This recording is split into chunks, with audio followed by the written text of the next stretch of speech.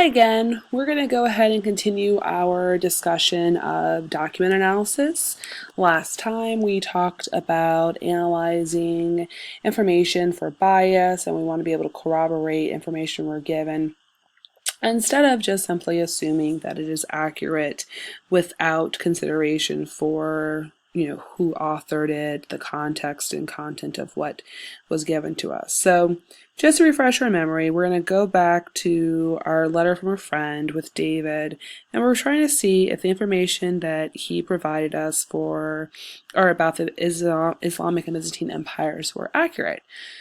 Last time you guys utilized your secondary sources, your textbooks, to get additional information about both empires, and today we're going to go ahead and analyze a few primary documents from the time period to see if he was correct. But first I want you to open the analyzing documents for content document that was provided for you in this module, this lesson module. And we're going to just talk quickly about how this all works, because really I want the bulk of today's lesson to be the practice of the analyzing the documents. So analyzing documents is definitely like being a detective. You want to be questioning the information that you are looking at from the past. Some of the questions you really are going to be thinking about when you're analyzing documents for content is, it's the what. This is all about the what. What is the topic? What is the main idea?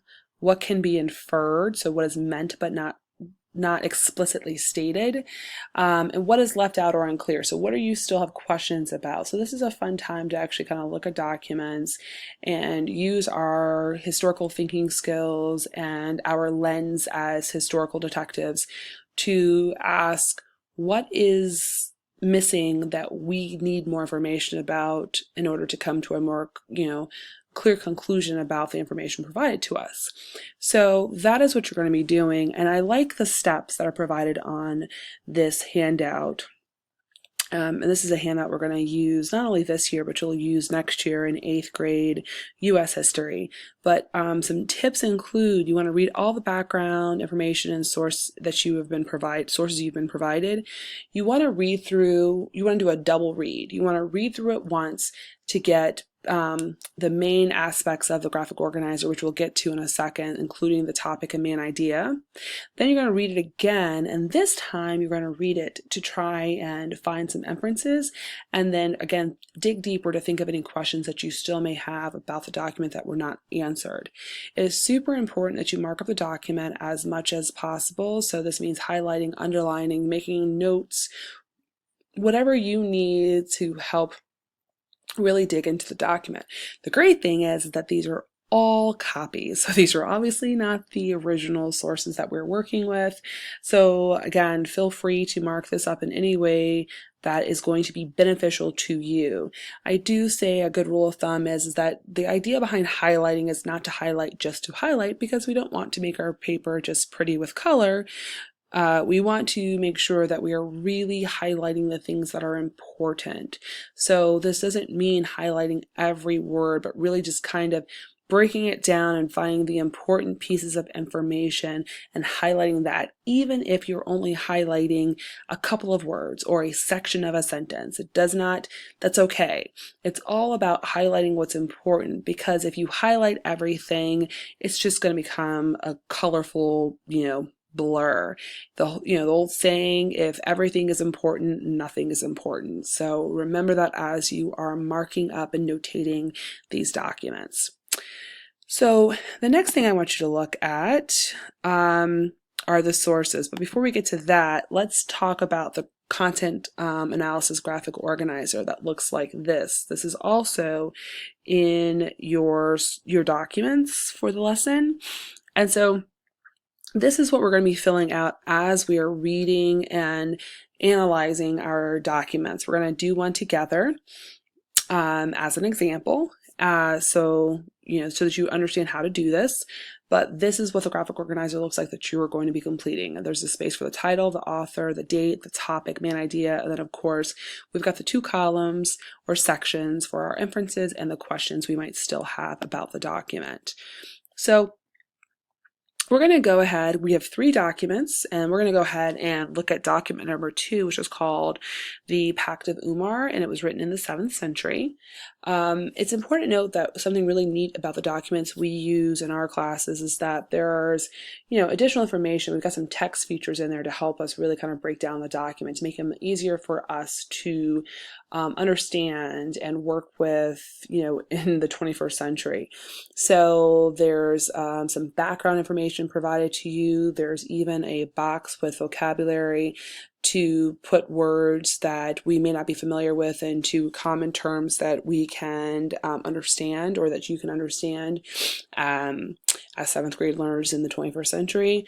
So just really kind of pay attention to some of the features that are provided for you. There's words that are bolded, there are some really great features that are utilized in these documents to make them palatable to us here in the 7th grade. So I'm going to go ahead and just read through it, and we're going to talk about how to complete the analysis in a second. So I'm going to start by reading the italicized background information that's at the top. So it says, the Pact of Umar is a treaty between Muslims and non-Muslims who had been conquered. The treaty describes how non-Muslims were supposed to act in order to live in the Islamic Empire. Non-Muslims could not run for political office, but as long as they paid a tax and obeyed the laws, they would be kept safe. So here's the actual document from the time period. In the name of God, the merciful, the compassionate, we, non-Muslims, will not erect in our city or the suburbs any new monastery or church. We will receive any Muslim traveler into our houses and give him food and lodging for 3 nights. We will not harbor any spy in our churches or houses, or conceal any enemy of the Muslims. We will not make a show of the Christian religion, nor invite anyone to embrace, so to join in or adopt it. We will not prevent any of our kinsmen from embracing Islam if they so desire. We will honor the Muslims. We will not imitate them in our dress, either in the cap, turban, sandals, or parting of the hair. We will not make use of their expressions of speech, take to ourselves arms, or wear them. We will keep to our own style of dress. We will not display the cross upon our churches, or display our crosses or our sacred books in the streets of the Muslims. At the burial of our dead, we will not chant loudly. We will not strike any Muslim. All this we promise to observe and receive protection from you in exchange, and if we violate any of the conditions of this agreement, then you are at liberty to treat us as enemies and rebels. So this is an agreement that the Muslims and non-Muslims are going to enter into during this time period in the Islamic Empire. Some of the vocabulary terms at the bottom: kinsmen, which were the people of the same ethnic group or family. A monastery was a place where men that lived there decided to dedicate their lives to remembering, like our monks tended to live in monasteries. So this is part of the Christian faith. We talked about the monks earlier this unit. And then a turban is a man's headdress. So this is our first document. And just again, this is our graphic organizer. And this is an example of how this graphic organizer could be done. So we start with the title. So we've got the Pact of Umar. The author was Umar the First. The date was 637 CE. Oops, sorry. From our first read, so we didn't do the second read, but I'm going to just go ahead and go through the example with you. You should definitely do the second read. So for the first read, it was the rules that non-Muslims could live, peacefully in the Islamic Empire. The main idea is that non-Muslims have to act a certain way in order to live in the Muslim lands. So what we can infer, Muslims were very suspicious of non-Muslim spies.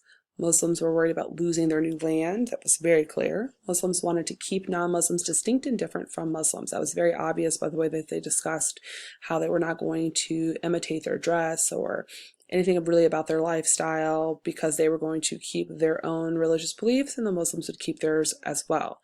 So some questions we may have had: did Muslims protect non-Muslims who obeyed the conditions of the pact? So was this pact upheld as long as the non-Muslims complied with the requirements? Did non-Muslims convert to Islam just to have more rights? If non-Muslims did convert, how well were they treated as new converts? And what happened to non-Muslims who disobeyed the pact? So that was the first way, that was the way we could do our first content analysis graphic organizer.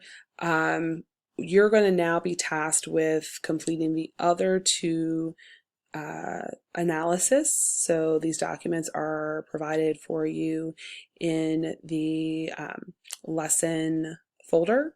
You're going to analyze these documents. So remember, you're going to read each one twice, do a first read, then a second read, and you're going to complete the graphic organizer. You're going to then use this information for our final culminating activity of this lesson sequence in lesson 5 when we put it all together, and you are going to then provide your response to the writing prompt. Just a little bit more information, just to provide you some context. These are some trade routes that existed in Constantinople, so you understood how important Constantinople was. This is about the expansion of Islam. So remember, Constantinople is a part of the Byzantine Empire. This is expansion of Islam.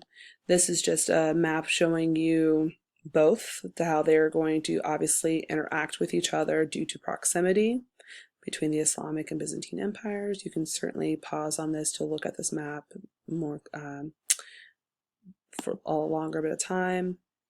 Information about the Islamic Empire, and then some differences between the two empires. So we'll come back to this bit of information in particular in our next video.